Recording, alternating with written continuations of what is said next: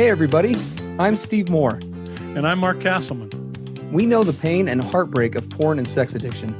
And we know the triumph of breaking completely free. Every day, we help our clients find hope and healing. Join us in the fight to take back your life, your marriage, and be stronger than ever. This is the PBSE Squared podcast.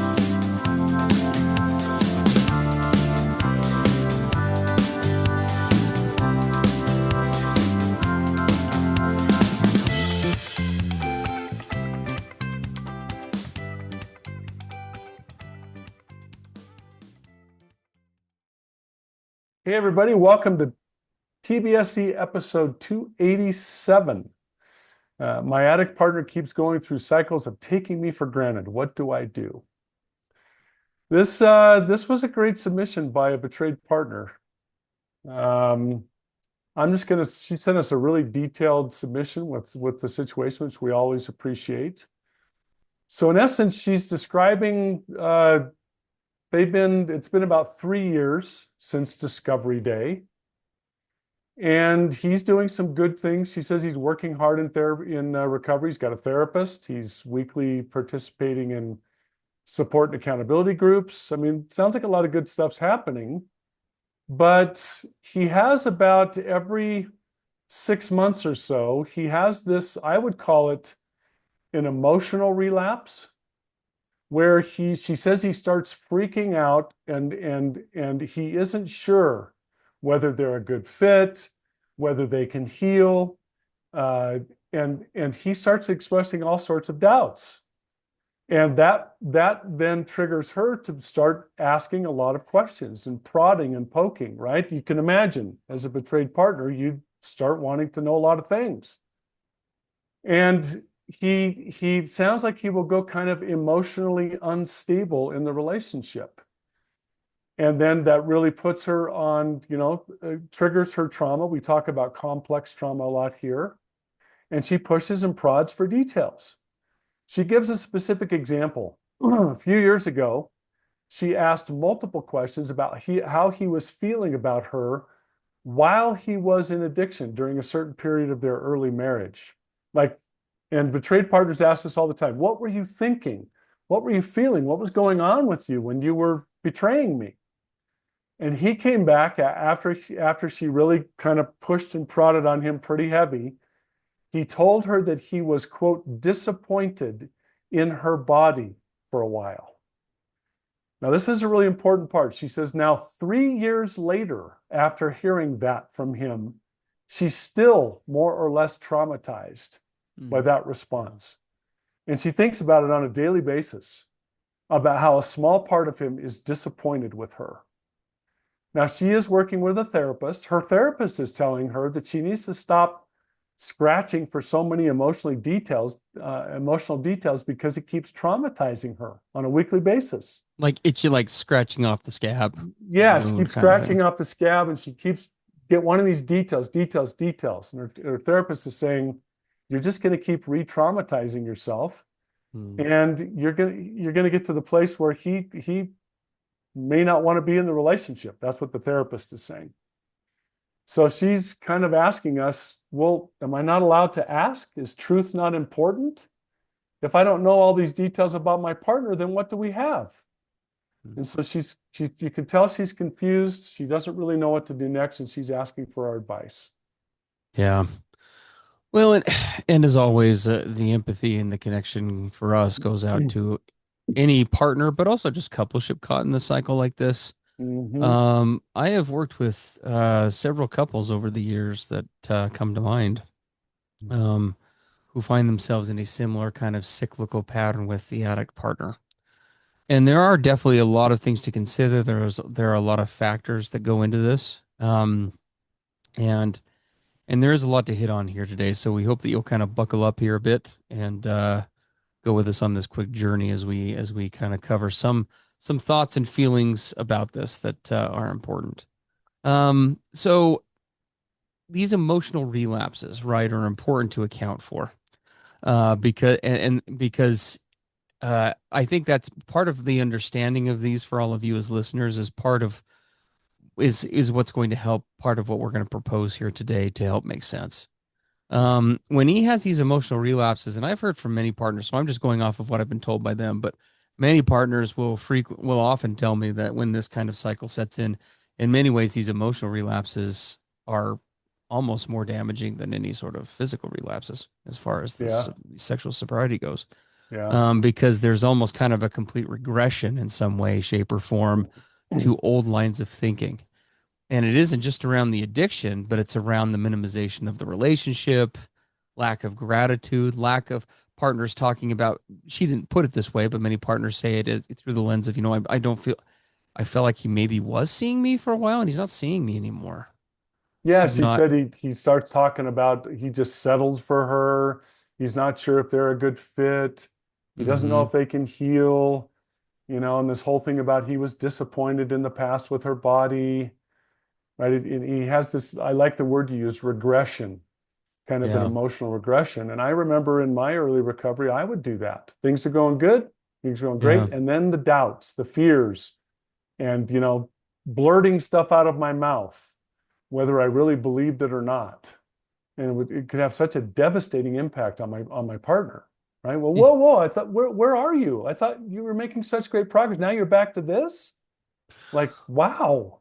Well, and understandably, and her on her end, and this is again has happened. She says about every 6 months. So if we're talking 3 years, so we're talking this has happened 5 or 6 times Yeah. since they kind of began this journey of quote unquote recovery. And so she feels, and it makes again a lot of sense. Where I'd imagine that this cycle, in many ways, when things get better, it isn't that we don't just have one cycle going on here with him. We have her cycle where she's building up to tension, right? Yes. Yes. And I want to be clear about what I'm going to say next, but when you look at certain four-step like abuse cycles and things, even though we don't have enough information here to say this is emotionally abusive, intentionally or otherwise, what I do see this partner going through is very much a cycle similar to one that accompanies emotional abuse, where there's kind of this release in terms of he comes to his senses, like things are good. There's sort of a honeymoon phase, but then because this pattern has become established, the tension for her starts to build. Like when's the penny going to drop again? Right? Because this just happens. And so she finds herself progressively bracing more and more for it. And one of the ways to try to cope with that, she will begin asking, as the submission said, as Mark said, just a whole litany of questions that are more or less kind of gauged around trying to figure out where the hell she stands in this relationship, wanting to be wanted, but not sure what he's going to say, but wanting to connect with the truth of it, and she'd rather know the reality of it than not, which we can definitely appreciate. And then her main question kind of centers on this idea, like, should I be pursuing that level of truth? Should I not? And Yeah. Yeah. She says here, I vocalize a lot of doubt that he even wants to be with me. I vocalize feeling devalued, and I poke and prod when it seems like he wants to spend time elsewhere, or when yeah, I feel like his promises might be empty, or when he's doing something just to please me, or just says what I want to hear. I push and I prod for more details. Yeah, totally understandable, right? for sure. And so they're in this pattern, right, where that is getting horribly dysfunctional, right? She's feeling more tense every time she goes through it. It doesn't sound like he's really making much long-term significant change. So he's on his own holistic roller coaster, which we're not going to address much today, but our empathy is there for him as well.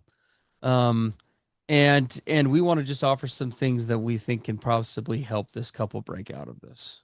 Yeah, So let's talk yeah, about a few things. The first and foremost that comes to mind for me, is too much of this harmful, right? I yeah. would We say, yeah we talk about in PBSE and on our D2C program, we use a phrase with not just with addicts, but with partners and coupleships in general: honesty at all costs. Right? And we talk about what that means, why it's so critical to an addict in recovery who's spent, decades or a lifetime secrecy, avoiding vulnerability and transparency, why honesty is so critical for us as addicts, but also for betrayed partners who don't know who they're in a relationship with, right? Real intimacy is only possible with total honesty. Now, yeah. having said that, though, is there is there a place where you cross a line where it now becomes harmful? right? Well, and possibly, right? That's very much a possibility. Yeah, But I think it has less to do with the honesty. This is complicated. And again, it if is. you like what you hear here today, and we think that you will, even though it's complicated, you will love Dare to Connect. Get your butts over there. DareToConnectNow.com. There's a 2-week free trial. Come join us. We'd love to have you there. Um, Yeah, but because I don't we're think. not questioning whether he should be honest or not, or whether she should demand honesty. That's not really the issue. Well, part of the problem. See, part of the problem here is the cycle itself, right? Yes, The yes. information itself obviously is damaging, but the methodology around there are two problems that I see. The one is definitely the cycle that we're talking about, but in terms of how it's affecting her and the kind of the roller coaster she's on. But the other part is this guy's cycle because it is pretty evident, unless there were evidence. I mean, we've been doing this a long time. I think it's pretty clear for both Mark and myself. This guy, while he is doing work on some level, is not either going deep enough or being consistent enough in the process to have lasting real change. Yes. What appears to be happening here is much more of a reactive recovery where he is probably serious about things for a while to some degree and then either doesn't get to the real core issues or does not develop behaviors and behavior change along with shifts in mindsets sufficient enough to induce long-term change. Inevitably the old thinking errors start coming back. He probably drops off in his recovery work and efforts. Maybe he still is attending the meetings, but he's not as attentive. Maybe he's not going deep enough to begin with. That piece of it is unclear, but what is happening, what is the end result, is he keeps defaulting back to this old way of thinking, and the bottom just keeps falling out on this relationship. Yes, And yes. so the first thing that has to happen, and he is very much he's not responsible for her actions, but he is creating a fear-based scenario where he is amplifying by the day her hypersensitivity Yes. to this situation. And so that if she's going to function healthily in this process, she does need her own boundaries and needs to make some changes herself, which we're going to talk about in a minute. But if this relationship is going to be sustainable, I hope that he is listening and lovingly but firmly we would tell you you got to do something different, my friend. Because if you don't, this marriage is going to end. I have no idea when, but it's not sustainable. Clearly, it's not. I have been on both sides of the coin in my relationship as a betrayer and the betrayed. We're not getting into the details of that today, but I've been doing this long enough. So was Mark, and having been in both of those places personally and having worked with a lot of people professionally, nobody can stay in a relationship where they do not know their identity or the identity of their partner in it, accompanied with all that emotional roller coaster forever. Yeah, One day she is going to wake up and not even know why, but she will leave. She'll have to yeah. because if you don't have stability in a relationship and if you can't be you, which both of those are under attack in this relationship, what is the relationship about? There's just Well, and I nothing there. would, I would encourage her as I looked at the questions she's asking him, none of the questions were unreasonable. No. They're very understandable with years and years of complex trauma. But I would ask her to take some time if she hasn't to sit down and really write out and work out with her therapist, what are her motivations, her deep core motivations for asking for these kinds of details? What is it really that she's hoping to gain? What's the end goal or the vision? Because if it's just the pursuit of more information, Steve, how many betrayed partners have you and I worked with where what their traumatized brain legitimately said, more information is what will make me safe. I just need more and more. And if I get enough, I'll be safe and secure. But what have we found in all these years working with those partners? If it's just the pursuit of more information, it's insatiable. It can't be satisfied. And you Mm-hmm. end up on this roller coaster as a result. So I would invite her to get to the real core motivation. What do I really want out of all this? Yes, I'm asking questions, but what's it about? What am I really wanting to know? What am I really wanting to get from him? I suspect it might be things like compatibility. Is he really all in or not? Right? Does he really desire me? Are we just not going to make it? I mean, what's under all this? Well, and the other side of this too is again because these are very valid asks, They are. but the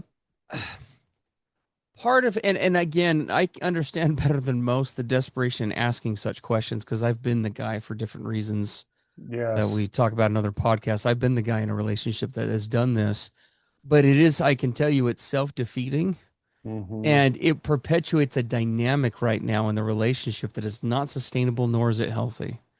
Because what is going on here is she is, I mean, to put it simply, it sounds as though she is doing a tremendous amount of the pursuing work in the relationship. She's doing the pursuing, right? I'm Yes. I'm I'm coming after you and I'm seeking these things out. He's not sharing what's going on in recovery, at least not to a degree that is sufficient, particularly given the circumstances. I mean, let's be real here for a minute. Mark and I can only speak to our own truth, but if this situation is really what it sounds like, to say that this guy should be leading out transparently, proactively, and openly with what he's doing and what he's learning in recovery might be the biggest understatement I make today in my discourse with other people. Mm. I mean, he has if he is serious about this process, he may be doing the best job in recovery possible, at least temporarily for that first little while. But one, he's not being accountable for it. And two, he's not following through. And three, he's not actively sharing with her in a way that cultivates safety. That is letting, now, can he make her feel safe? Of course not. We talk about Mm-mm. this here all the time. I don't make anybody feel anything, but I can and absolutely should. Here's the mark of a healthy marriage for anyone listening. Okay, you want to know the secret to a marriage in terms of transparency. If I'm really active in recovery and I'm doing recovery the way it's designed to be, if somebody were to ask my partner if somebody asked Brittany how Steve's recovery was going, she should have no problem answering that. That should be an easy ask for her because I have Hmm. shared with her within the last 24 hours exactly how it's going. And I'm not just talking about, hey, I went to a meeting or hey, I did this. This is what I learned. Here's what I'm actually working on. Here's a challenge that I've confronted today. Here are issues that have come up for me. I identified one way in which I've been going back in this cycle, honey, and here's my plan over the next week to address it. Can I tell you how that goes? Right? Those things are clearly missing in this dynamic. Yeah, yeah. And so Well, and what's yeah, happening is she's left wondering these very valid asks, but because he is not sharing, and which is also amplifying her safety issues, he is both an enigma but a terrifying one. It's like she's yeah. married. I mean, in many ways, this wife very much sounds like she's married to the Godfather. And we don't mean that he's that or that he's doing anything that nefarious, but it's almost kind of that notion of like she's operating at least from a perspective of like, hey, my business is my business. You don't get in my business. And she even talks about in her submission where there's kind of almost an irritation sometimes when she asks, well, why is she asking? Because she doesn't know. Are you sharing? Now to be fair to this guy, because we don't have his side of the story, he could be very much sharing a lot of these things, and perhaps her own shame or other issues are mitigating the voice and she's not internalizing it correctly. And that is a possibility. And that's another, if that's the case, write us in. It's another podcast for another day. Yeah, it But going is. off of what we are told, clearly that message is not being received and it doesn't sound like it's being very well sent.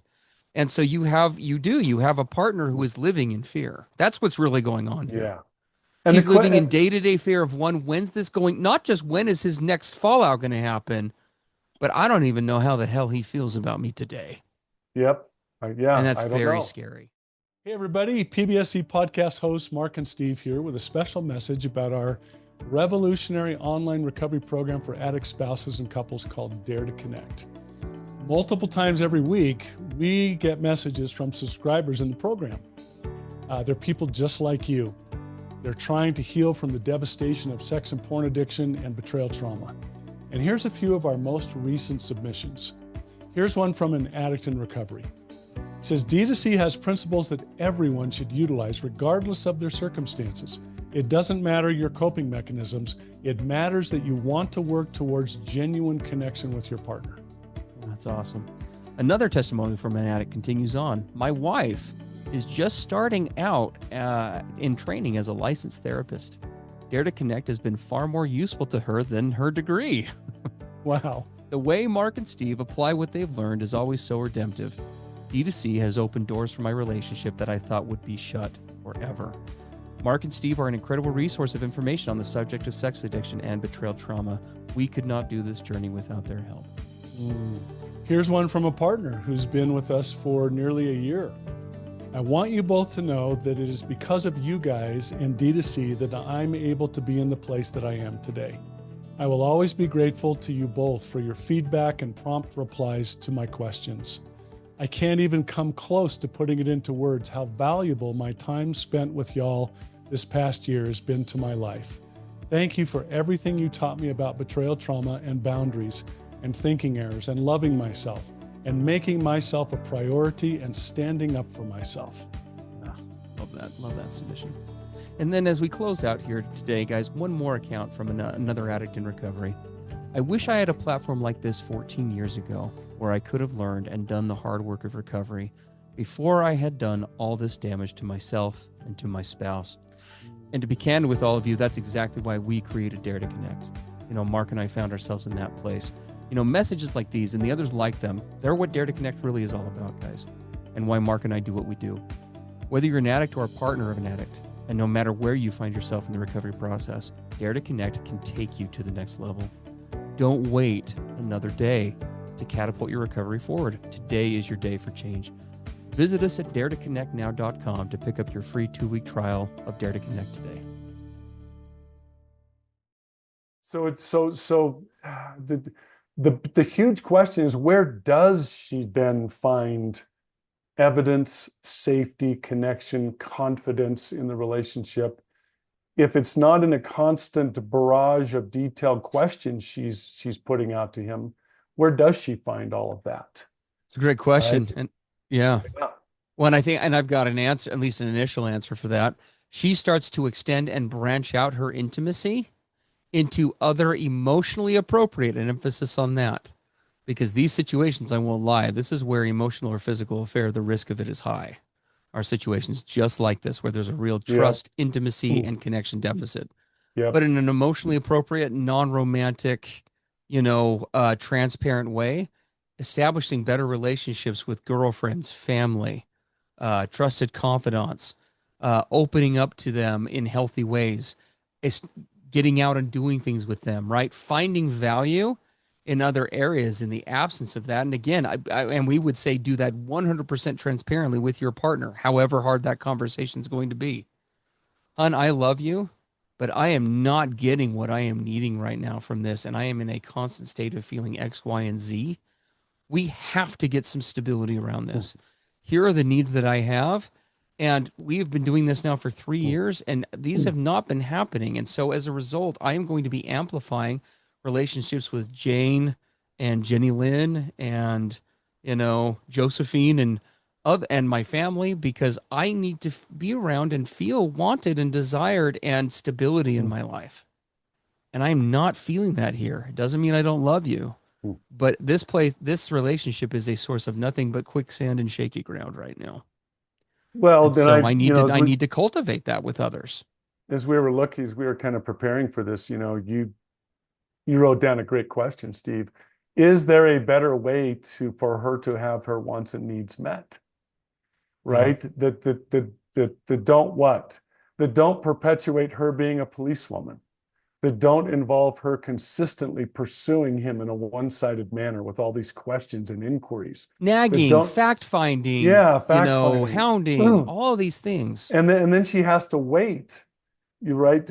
She kind of has to force affirmation and empathy and gratitude and appreciation from him, because she has to press all of that to get what she's needing from him in those ways. Correct.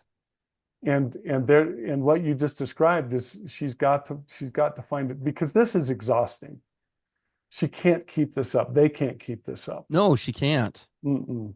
Relationships like this one, as I said before, they do not last. No. And not only do they not last, as I kind of indicated before, they usually end in very scary circumstances.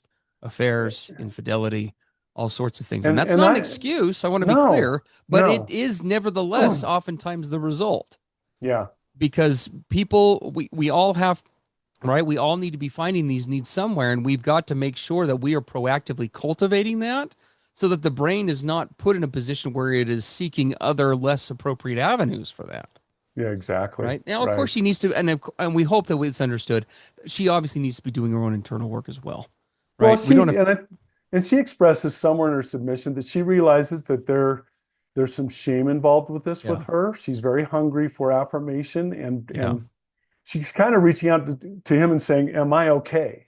yes. Am I attractive? Do I matter to you? Do you want me?" And she's kind of she feels the desperation of needing for him to come back and say, "Yeah, you're okay." And we can totally connect with the fact that and if this guy is listening, please hear us. It's not your job to make her feel anything again, like we said.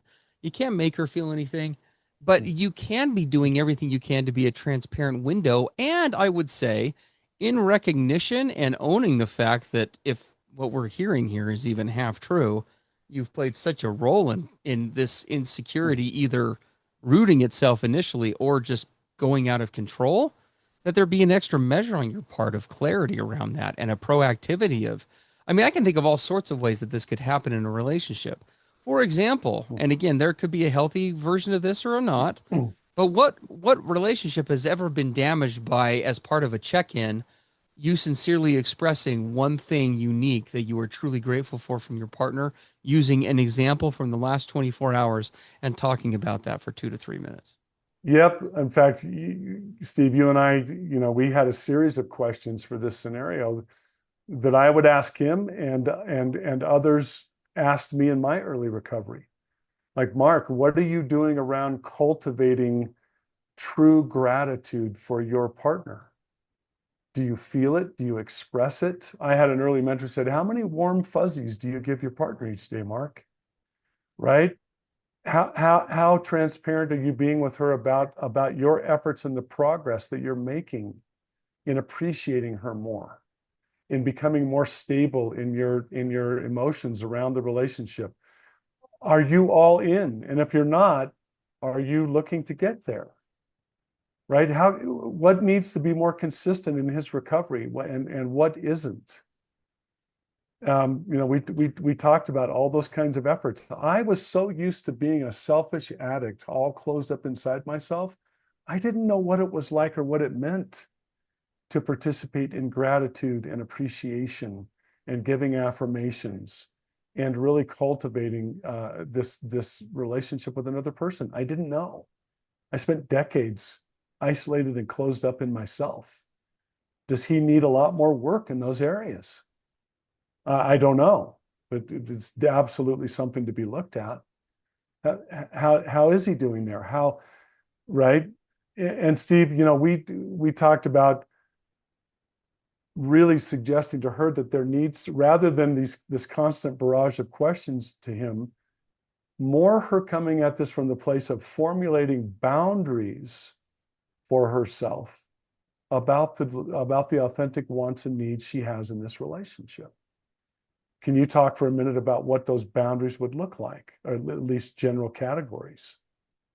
Yeah. How can she build boundaries around her wants and needs that keep her safe and clearly communicate what she needs without going into this desperation place to get the right answers from him?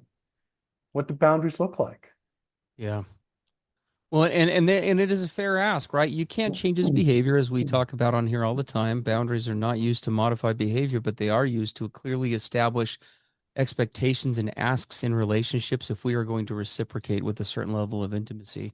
And that is Absolutely. part of the problem that is going on here. Again, just according to her narrative, is she is sharing and sharing and sharing and sharing and sharing and sharing and sharing and sharing, and he's an enigma Mm, in all the wrong ways. And that is again a problem, and he can't make her feel safe, but there is definitely more that can be done. And again, we do hope that she is doing her work as well. um Anything else, Mark, before we wrap up? well, some of the boundaries, I was just, some of the boundaries she should be looking at, boundaries Mm, around him leading out and him being the proactive one. absolutely. Boundaries around him being more open and transparent. Are there daily couples check-ins? Is he leading out with that? Right? Is he being more exploratory and cultivating gratitude? Is he addressing his own thinking errors and character defects in this whole thing? Right? Is he working in active recovery versus a reactive recovery? she can establish boundaries around all of those things. Here's what I want and need. And if he's unable or unwilling to give those, then she has outcomes and results that she then turns to with those boundaries. Yep, Yeah. absolutely. Absolutely. Well, guys, again, we appreciate you. We sincerely love all of you for the authentic recovery work you all are doing. Mark is on vacation this week, which is why he looks pale. He's really not ill or sickly. He just No, the lighting is really he has bizarre bad where I'm lighting. at. For those who are watching us on YouTube on our Dare to Connect channel there, we you obviously feel free to check that out. But we appreciate all of you. We hope that if you are not already joining us almost every other day, virtually every other day, in the Dare to Connect program, that you will do so. Couples like this, a podcast like this can be a great shot in the arm. But you can also see from today's example how shots in the arm simply are not enough. Recovery is more than a come to Jesus once every 6 months. Recovery is a process. Recovery is a lifestyle. Come to Dare to Connect. Let us show you how. DareToConnectNow.com. We'd love to have you come grab your 2-week free trial. And as always, you're welcome to grab submit us questions to be answered in a time delayed fashion. We do have an ongoing, ever running backlog of them, but send us questions through the podcast. If you go to that same website that you should be clicking on for your free trial or to log into your subscription, daretoconnectnow.com. But if you've elected not to do that for whatever reason, then you go to the top of the page. There's a banner there that says PBSE podcast with our little logo. Click on that, and there's a contact form at the bottom of that page where you can send in questions to us. Yep. Sounds good. Well, hey, thanks for being here with us, and we will pick up things in our next episode. Take care, everybody. Bye. Everything expressed on the PBSE podcast are the opinions of the hosts and the participants and is for informational and educational purposes only. This podcast should not be considered mental health therapy or as a substitute thereof. It is strongly recommended that you seek out the clinical guidance of an individual qualified mental health professional. If you're experiencing thoughts of suicide, self-harm, or a desire to harm others, please dial 911 or go to your nearest emergency room.